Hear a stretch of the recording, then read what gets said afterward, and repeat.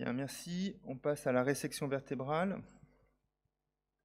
Donc, décrite pour la première fois en 1922, la résection vertébrale n'a été considérée comme une véritable option qu'à partir des années 70 et 80, avec les progrès de l'instrumentation segmentaire. Et les premiers patients traités par VCR ont été publiés dans la littérature dans les années 90. Donc, le principe de la résection vertébrale va être de resséquer la totalité d'un segment rachidien, c'est-à-dire la totalité des éléments postérieurs, du corps vertébral et des disques sus et sous-jacents. Cela peut être réalisé par voie postérieure exclusive, c'est la PVCR, ou par voie combinée, soit postérieure-antérieure ou soit antérieure-postérieure. Elle est typiquement réalisée à l'apex de la déformation, permet de corriger des déformations très importantes et est classiquement indiquée dans les déformations rigides et angulaires. Donc, dans la série SFCR, 25 patients ont été traités avec résection vertébrale, le plus souvent à un niveau, donc il s'agissait majoritairement de grade 5, 18 patients, et nous avons noté 7 patients traités à plusieurs niveaux. Donc, quelques données chirurgicales. Donc, la résection vertébrale, 25 cas, la durée opératoire était de 4h20 en moyenne, 1,3 litre de perte sanguine. Nous avons noté une influence du niveau vertébral, si on compare par rapport aux ostéotomies transpédiculaires, avec des résections vertébrales plutôt réalisées à l'étage thoracique et thoracolombaire, et des ostéotomies transpédiculaires plutôt réalisées à l'étage lombaire. Donc, les principales étapes sur le plan technique sont représentées par la résection des éléments postérieurs, la résection du corps vertébral et enfin la reconstruction de la colonne antérieure.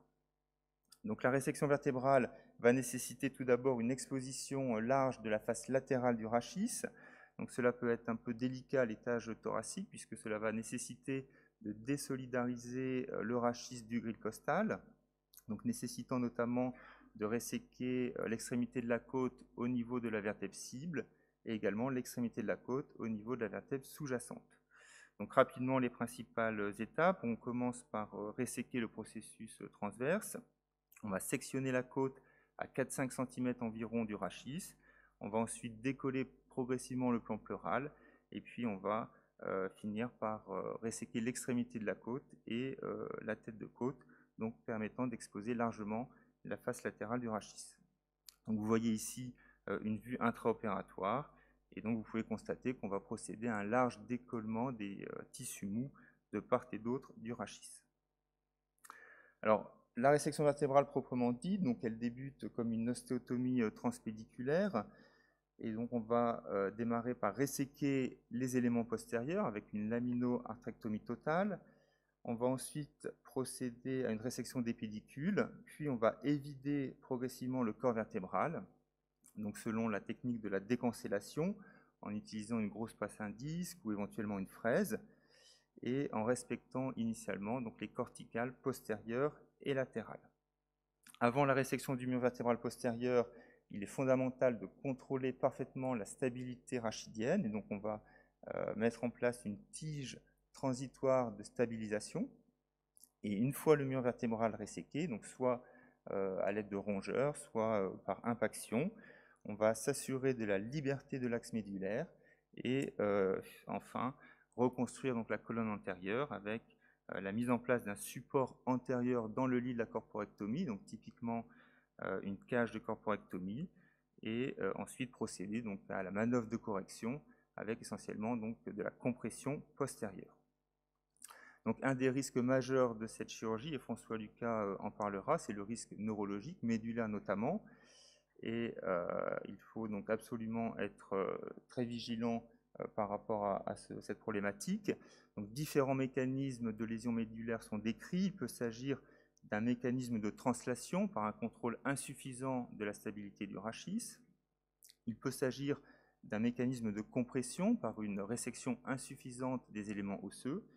Et enfin, par un mécanisme d'étirement, donc par des manœuvres de correction inadéquates ou inadaptées. Donc ici, un modèle animal, et donc on conçoit tout à fait sur ces images qu'en cas de résection osseuse inadéquate, on s'expose à un risque de lésion médulaire évident au moment des manœuvres de correction. Et donc la résection osseuse doit être large et généreuse, à la fois au niveau des éléments postérieurs, mais également au niveau des éléments antérieurs, au niveau des éléments prémédulaires, et en particulier au niveau des rebords des plateaux vertébraux sus et sous-jacents.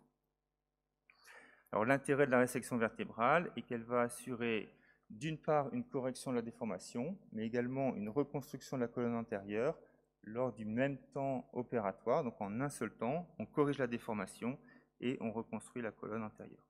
Donc juste un point technique, de notre côté, on a l'habitude d'utiliser plutôt 2 cages qu'une seule cage, donc ce qui est un peu plus aisé à manipuler et permet d'assurer un meilleur recouvrement au niveau des plateaux vertébraux.